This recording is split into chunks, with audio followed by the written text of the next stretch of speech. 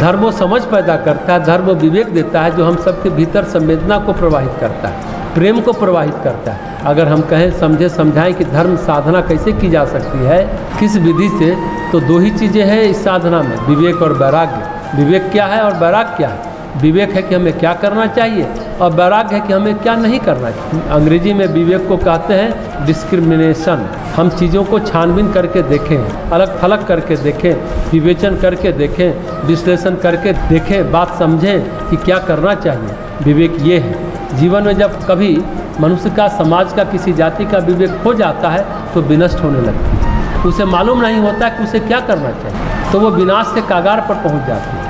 कहते हैं कि एक आदमी को अपने पड़ोसी से बड़ा नुकसान था, बड़ी जलन थी, पड़ोसी से बड़ा द्वेष था, बड़ी ईर्ष्या थी। उसने भगवान से प्रार्थना की, भगवान हमारे पास सब चीज़ें बहुत बढ़ जाए। भगवान उसको कुछ समझाना चाहते थे, कुछ बताना चाहते थे। भगवान ने कहा कि देखो, हम तुम्हारी तपस्या, तुम्हारी साधना से तो प्रसन्न हैं, लेकिन तुमको जो वरदान देते हैं वो अद्भुत वरदान है। ध्यान रखना, इसका संभल कर उपयोग करना।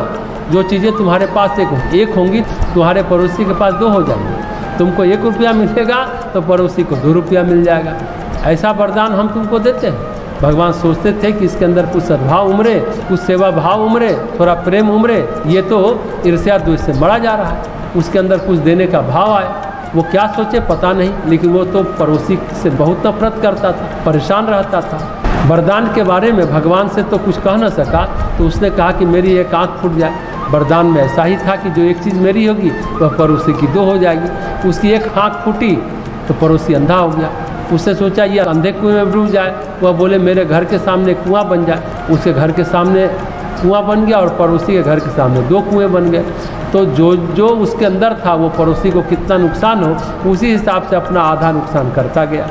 जब हमारे अंदर नकारात्मकता होती है तो ऐसा ही हमारा नुकसान भी होता है। तो गोस्वामी तुलसीदास जी महाराज कहते हैं, ऐसे दुष्टों के लिए, नासमझों के लिए, धर्म की अवहेलना करने वालों के लिए लोग कैसे होते हैं। कहा है दुष्प्रसंग में, पर अकाजू लगी पर हर ही। दूसरों का नुकसान होता है तो अपना शरीर भी छोड़ देंगे, दूसरों के फायदे के लिए नहीं, दूसरों के नुकसान के लिए। पर अकाजू लगी तनु परिहरी, जिमी हिमी उपल कृषि दल ही गरही। जैसे ओले होते हैं ना, बर्फ ओले जो ऊपर से गिरते हैं और खेतों में गिर जाते हैं, गिर जाने पर खेतों का नुकसान करते हैं, लेकिन खुद भी गलकर नष्ट हो जाते हैं। धर्म की अवहेलना करने वाले कुछ लोग ऐसे ही होते हैं। धर्म को न समझने वाले, धर्म के विपरीत आचरण करने वालों की दूसरों की हानि होती हो, पर अकाजू दूसरों का काम नष्ट होता हो तो तनु पर हरी, अपना भी शरीर छोड़ देंगे। कैसे? जिमी हिम उपल, जैसे बर्फ के पत्थर ओले पड़ते हैं, कृषि दल गढ़ी, खेतों में गिर जाते हैं, गल जाते हैं, नहीं खेती का नाश कर देंगे। ऐसे होते हैं दुष्ट लोग। लेकिन कुछ लोग धर्म का पालन करते हैं, धर्म के पालन में दूसरों का हित होता हो, दूसरों का शुभ होता हो, दूसरों का फायदा होता हो, तो अपना शरीर भी त्याग देंगे। कहते हैं, शिवी दधीचि हरिचंद्र नरेशा, सहे धर्म हित कोटि कलेशा।